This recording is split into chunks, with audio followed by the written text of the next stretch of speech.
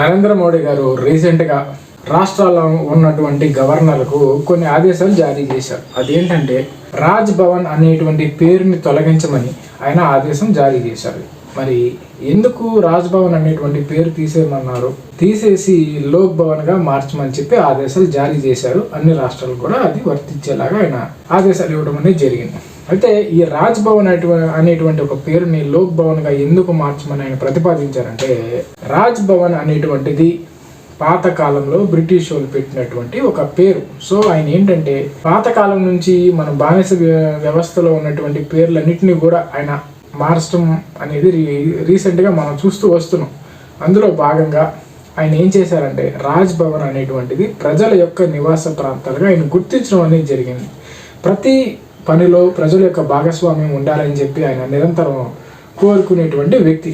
అందులో భాగంగా ఆయన ఏం చేశారంటే గవర్నర్లకి లోక్ భవన్గా మార్చమని చెప్పి ఆదేశాలు జారీ చేశారు. ఆయన ఆదేశాలను పాటిస్తూ కొన్ని రాష్ట్రాలు ఇప్పటికే అంటే ఒక 7 రాష్ట్రాలు, తమిళనాడు కానీ, వెస్ట్ బెంగాల్ కానీ, గుజరాత్ కానీ, అస్సాం కానీ, కేరళ కానీ, త్రిపుర కానీ, ఒడిస్సా కానీ, ఈ 7 రాష్ట్రాలు ఇప్పటికే లోక్ భవన్గా మార్చడం అనేది జరిగింది. సో ఇందులో ప్రతిపక్ష నాయకులు కొంతమంది ఏమని విమర్శిస్తున్నారంటే, కేవలం రాజ్ భవన్ని లోక్ భవన్గా మార్చినంత మాత్రాన గవర్నర్ యొక్క వాళ్ళ యొక్క ప్రవర్తనలో మార్పు రాదు కదా.